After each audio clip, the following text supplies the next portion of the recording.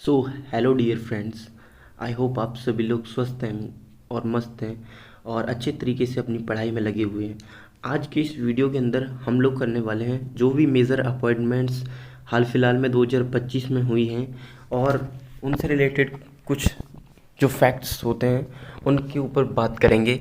और इस वीडियो से आप यकीन मानिए लगभग आपके 1 से 2 क्वेश्चन जो हैं वो पक्के हो जाएंगे, क्योंकि हर जो एग्ज़ाम हो रहा है, चाहे एसएससी का कोई भी एग्ज़ाम हो चाहे रेलवे का एग्ज़ाम हो, उसमें 1 से 2 नियुक्ति आपसे अपॉइंटमेंट्स का जो क्वेश्चन है वो पूछा ही जाता है। तो आप प्रीवियस ईयर क्वेश्चंस उठा के देख सकते हैं उनमें कितने क्वेश्चंस इनके पूछे गए हैं। ठीक है, बिना देरी करते हुए वीडियो में आगे बढ़ते हैं। जो हमारा क्वेश्चन आता है वो क्वेश्चन है कि के.एन. शांता कुमार, यानी कि इनकी जो अपॉइंटमेंट है वो किस में हुई है। तो जान लेते हैं के.एन. शांता कुमार के बारे में।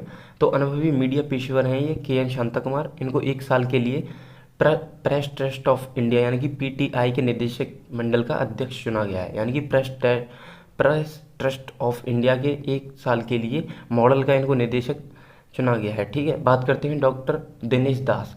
इन्होंने हाल ही में लोक सेवा आयोग के सदस्य के रूप में गोपनीयता की शपथ ली है। तो आपसे जो यूपीएससी के अध्यक्ष हैं हाल फिलहाल के वो भी पूछ सकता है, और जो अभी आयोग के जो सदस्य के रूप में जो अपने पद की शपथ ले रहे हैं उनके बारे में भी पूछ सकता है। तो इन्होंने डॉक्टर दिनेश दास ने हाल फिलहाल में ही शपथ ग्रहण किया है। और बात करें यूपीएससी के चेयरमैन की, तो वो अजय अजय सिंह बने हैं नए चेयरमैन। बात करते हैं तीसरे अपॉइंटमेंट के बारे में। तो प्रमिला मलिक कौन है? प्रमिला मलिक तो उड़ीसा राज्य में बिंजारपुर विधायक महिला मालिक निर्विरोध उड़ीसा विधानसभा की पहली महिला अध्यक्ष बनी है। यानी कि जो प्रमिला मलिक हैं ये उड़ीसा विधानसभा की प्रथम निर्विरोध महिला अध्यक्ष बनी है। किसकी? विधानसभा की। तो आपको महिला अध्यक्ष से रिलेट करना है मलिक को। मलिक महिला अध्यक्ष कौन? प्रमिला मलिक। ठीक है, आई होप आप सब लोग समझ पा रहे होंगे। आगे बढ़ते हैं चौथे अपॉइंटमेंट की तरफ। तो इसका नाम है विवेक बसीन। विवेक बसीन को क्या चुना गया है? तो वरिष्ठ परमाणु वैज्ञानिक विवेक बसीन ने भाभा परमाणु अनुसंधान के निदेशक का पदभार ग्रहण किया है। यानी कि जो BARC है, भाभा एटॉमिक रिसर्च सेंटर, उसके ये जो हैं वो निदेशक का पदभार ग्रहण किया है इन्होंने। और BARC के परमाणु ईंधन समूह के ये निदेशक बने हैं। आपसे पूछ सकता है विवेक बसीन का जो रिलेशन है वो किससे है। आगे की बात करते हैं राहुल नवीन। तो इन्हें जांच एजेंसी प्रवर्तन निदेशालय यानी कि जो ईडी है, एनफोर्समेंट डायरेक्टरेट है, उसका अंतरिम निदेशक नियुक्त किया गया है राहुल नवीन को। ठीक है, ईडी का। ठीक है, बात करते हैं रजनीश कुमार। तो रजनीश कुमार कौन है? तो इन्हें credit card company master card India का नया चेयरपर्सन नियुक्त किया गया है। और मास्टर कार्ड की दक्षिण एशिया की कार्यकारी टीम का नेतृत्व और मार्गदर्शन ये करेंगे। कौन? रजनीश कुमार। ये भारतीय स्टेट बैंक के अध्यक्ष भी रह चुके हैं, इसलिए ये मोस्ट इंपॉर्टेंट हो जाते हैं आपके लिए। वहीं बात करते हैं संदीप बख्शी। तो आईसीआईसीआई बैंक के एमडी और सीईओ के रूप में दोबारा से नियुक्त किए गए हैं ये। ठीक है, बात करते हैं राजेश नंबियार। राजेश नंबियार कौन है? तो भारतीय आईटी और तकनीकी व्यापार निकाय नेस्कॉम एक कंपनी है जिसने राजेश नंबियार को क्या चुना है? तो अभी देख लेते हैं। राजेश नंबियार को अपना पहला अध्यक्ष नियुक्त किया है, नया अध्यक्ष नियुक्त करने की घोषणा की है। नेस्कॉम एक कंपनी है जिसने किसको? राजेश नाम के व्यक्ति को चुना है अपना अध्यक्ष। ठीक है, नेस्कॉम की फुल फॉर्म जान लेते हैं। National association of software and services company. ये आपकी नेस्कॉम की फुल फॉर्म है, ये आपको याद रख लेनी है अगर रख सकते हैं तो, वरना इसकी जो स्थापना है वो आपको याद रखनी है। 1988 में इसकी स्थापना हुई थी। अगर आपको पसंद आ रहा है तो प्लीज़ फ्रेंड्स लाइक ज़रूर करें वीडियो। अभिनेता माधवन इन्हें भारतीय फिल्म एवं टेलीविज़न संस्थान यानी कि FTII film and television industry के अध्यक्ष के रूप में नामित किया गया अभिनेता माधवन को। बात करें FTII की स्थापना, तो ये 1960 में पुणे में इसकी स्थापना हुई थी, ये भी आपको याद रखना है। बात करते हैं मनीष देसाई जी के बारे में। तो सूचना एवं प्रसारण मंत्रालय ने इन्हें प्रेस इन्फॉर्मेशन ब्यूरो का प्रमुख नियुक्त किया है। यानी कि जो आपका PIB है ना, प्रेस इन्फॉर्मेशन ब्यूरो, इन्होंने मनीष देसाई को इन्फॉर्मेशन ब्यूरो का प्रमुख बना दिया है। बात करेंगे मनीष देसाई और राजेश मल्होत्रा का ये स्थान लेने वाले हैं। यानी कि इससे पहले जो PIB के जो प्रमुख थे वो राजेश मल्होत्रा जी थे और इनके स्थान पर मनीष देसाई जी का नियुक्ति हुई है। बात करते हैं जया वर्मा सिन्हा। तो ये रेलवे बोर्ड की पहली महिला मुख्य कार्यकारी अधिकारी यानी कि CEO नियुक्त हुई हैं। ठीक है, बात करते हैं जया वर्मा सिन्हा ने किसका स्थान लिया है, तो जया वर्मा सिन्हा ने अनिल कुमार लोहाटी जी का स्थान जो है वो ग्रहण किया है। बात करते हैं थर्मन सनमुगरत्नम। थर्मन सनमुगरत्नम, तो हाल ही में इन्हें सिंगापुर का 9वां राष्ट्रपति बनाया गया है। ये भारतीय मूल के अर्थशास्त्री हैं। तो भारतीय मूल के अर्थशास्त्री हैं, इसलिए ये मतलब आपके एग्ज़ाम ओरिएंटेड हो जाते हैं, क्योंकि सिंगापुर के 9वें राष्ट्रपति बने हैं। पूर्व मुख्य न्यायाधीश NV रमन्ना, इनको कौन सा पदभार मिला है, तो भारत के सुप्रीम कोर्ट के 48वें मुख्य न्यायाधीश रहे थे। इन्हें सिंगापुर इंटरनेशनल मीडिएशन सेंटर के इंटरनेशनल मीडिएटर पैनल के सदस्य के रूप में नियुक्त किया गया है। ठीक है, सिंगापुर में इनको नियुक्ति मिली है, किसके तौर पे, इंटरनेशनल मीडिएटर पैनल के सदस्य के रूप में नियुक्त किया गया है। बात करते हैं जस्टिस प्रकाश श्रीवास्तव। जस्टिस प्रकाश श्रीवास्तव कौन है, तो जस्टिस प्रकाश श्रीवास्तव को नेशनल ग्रीन ट्रिब्यूनल यानी कि NGT का नया अध्यक्ष नियुक्त किया गया है। जस्टिस प्रकाश श्रीवास्तव को, NGT के पूर्व अध्यक्ष जो थे वो आदर्श कुमार गोयल जी थे।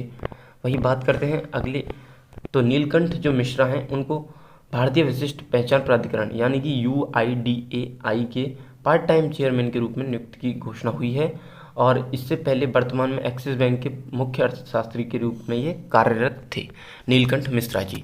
बात करेंगे परमिंदर चोपड़ा जी के बारे में। परमिंदर चोपड़ा को महारत्न कंपनी पावर फाइनेंस कॉरपोरेशन का अध्यक्ष और CMD के रूप में नियुक्त किया गया है। परमिंदर चोपड़ा को पावर फाइनेंस कॉरपोरेशन का क्या अध्यक्ष नियुक्त किया गया है।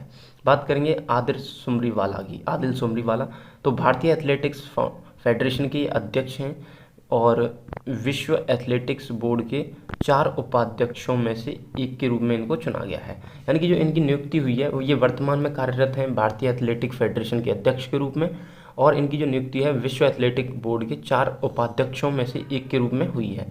इनका जो कार्यकाल है वो 4 वर्षों के लिए होगा। आदिल सुमरीवाला, ये मोस्ट इंपॉर्टेंट है आपके लिए। बात करेंगे आगे R दोराईस्वामी।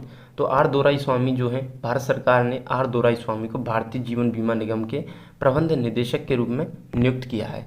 किसको नियुक्त किया है, तो R दोराईस्वामी को किसके, LIC के प्रबंध निदेशक के रूप में नियुक्त किया गया है R दोराईस्वामी जी को। वही बात करते हैं न्यायमूर्ति सुभाषिष तलपात्रा। तो न्यायमूर्ति सुभाषिष तलपात्रा को उच्च न्यायालय के 33वें मुख्य न्यायाधीश के रूप में नियुक्त किया गया है। ओडिशा उच्च न्यायालय के 33वें मुख्य न्यायाधीश के रूप में सुभाषिष तलपात्रा को नियुक्त किया गया है। बात करेंगे संजय कुमार अग्रवाल जी के बारे में।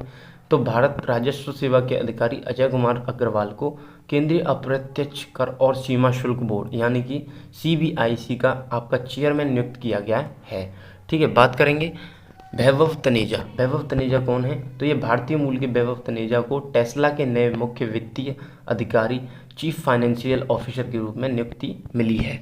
वहीं बात करेंगे राजीव गौबा जी के बारे में। तो 1982 के बैच के IAS अधिकारी हैं। केंद्र सरकार ने कैबिनेट सचिव राजीव गौबा के कार्यकाल में 1 वर्ष का सेवा विस्तार कर दिया है। आपसे पूछ सकता है कि इनमें से 4 ऑप्शन दे देगा कि किसका जो कार्यकाल है वो 1 वर्ष के लिए बढ़ाया गया है।